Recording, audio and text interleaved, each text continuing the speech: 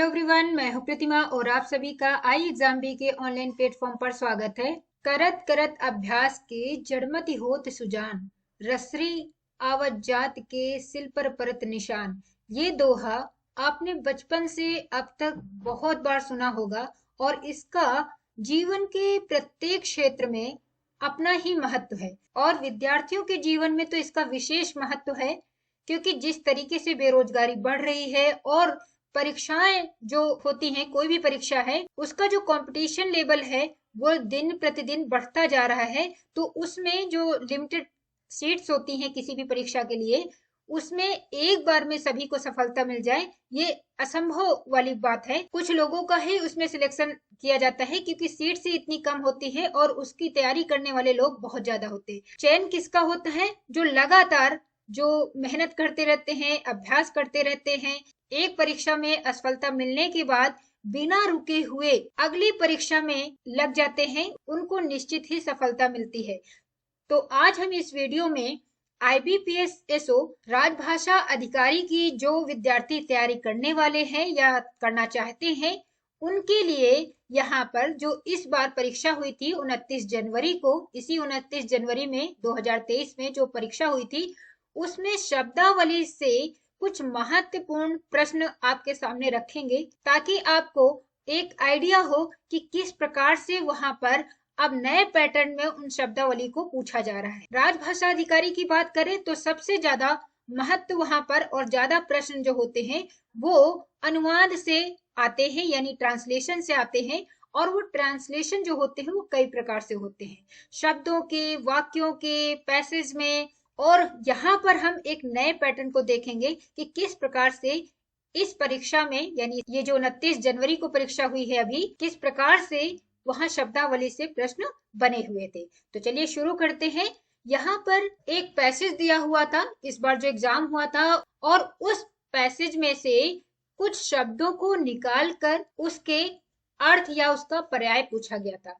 ये जो पैसेज है उसे तो हमने खुद बनाया है, लेकिन जो इसमें शब्द प्रयोग हो रहे हैं वो विद्यार्थियों के द्वारा हमें पता चले हैं कि ये शब्द वहां पर उनके एग्जाम में पैसेज के द्वारा पूछा गया था। तो जैसे कि पैसेज है यहाँ पर, the move of the current government regarding this investment has been criticised by many economists and politicians. They warned the government about the bad impact of disinvestment on the Indian economy. They also suggested some precautions that have to be taken immediately to save the Indian economy. यहाँ पर the होगा, the government has completed its disinvestment in various sectors, but the government has hands off from the critics and continued its strategy.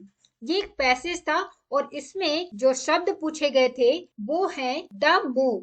यहाँ पर एक प्रश्न बनाया गया और पूछा गया कि दिए गए अनुच्छेद के अनुसार द मूव का हिंदी अनुवाद क्या होगा। विकल्प आपके सामने है, चाल, कदम, गति, षड्यंत्र और चालाकी। लेकिन ये जो मूव का अर्थ यहाँ पर लिखा हुआ है, the move of the current government, इसके अनुसार अगर आप अर्थ देखेंगे तो इसमें जो सही उत्तर होगा वो होगा कदम। ठीक है, तो इसका राइट आंसर हो जाएगा कदम। यहाँ जबकि चाल भी हो सकता है, लेकिन यहाँ पर जो अर्थ निकलेगा उसका अर्थ होगा कदम। अगले प्रश्न में पूछा गया कि दिए गए अनुच्छेद के अनुसार डिसइन्वेस्टमेंट का हिंदी अनुवाद क्या होगा।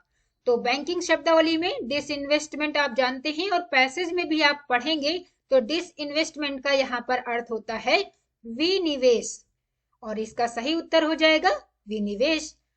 अगला प्रश्न देखेंगे तो अगले प्रश्न में भी पूछा गया है यही पैसेज में से, जैसे यहाँ पर अभी डिसइन्वेस्टमेंट का शब्द का अर्थ पूछा गया, द मूव का अर्थ पूछा गया, और अब यहाँ पर पूछा गया कि प्रिकॉशंस का यहाँ पर क्या अर्थ होगा।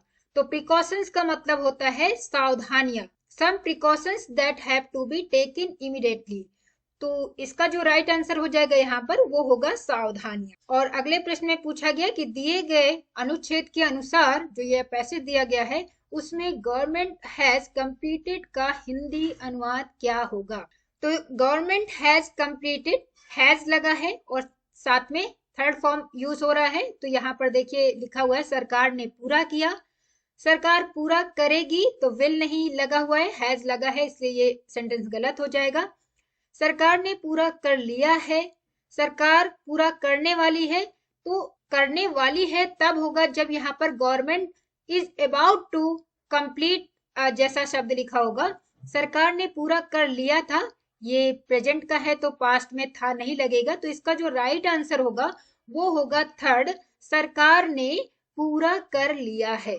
तो ये जो प्रश्न है वो सभी एक तरीके से शब्दावली से प्रश्न पूछे जा रहे हैं, लेकिन शब्दावली उस पैसेज में से पूछा गया है। अब यहाँ पर अगला प्रश्न जो है इस पैसेज से वो है दिए गए अनुच्छेद के अनुसार हैंड्स ऑफ का हिंदी अनुवाद क्या होगा।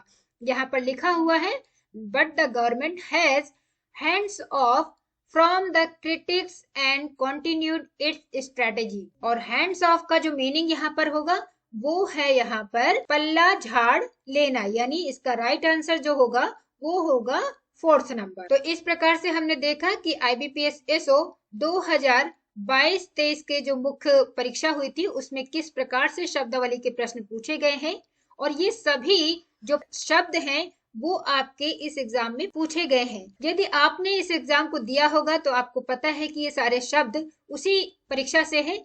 और यदि आपने अभी तक परीक्षा इसकी मुख्य परीक्षा को नहीं अटेम्प्ट किया है और अब करने वाले हैं तो आपको ये सहायता करेंगे आपके आगे आने वाली जो परीक्षा है और आपकी तैयारी में। और जैसे कि आपको बताया कि IBPS SO राजभाषा अधिकारी के लिए अगर आप ऑनलाइन तैयारी करना चाहते हैं तो आप ixamBee के साथ जुड़ सकते हैं, क्योंकि जो हमारा नया बैच है वो 3 अप्रैल से शुरू हो रहा है। तो अगर आप पहले से तैयारी करेंगे तो आपके जो एग्जाम तक आपकी बेहतर तैयारी हो सकती है और आपको अवश्य सफलता मिलेगी।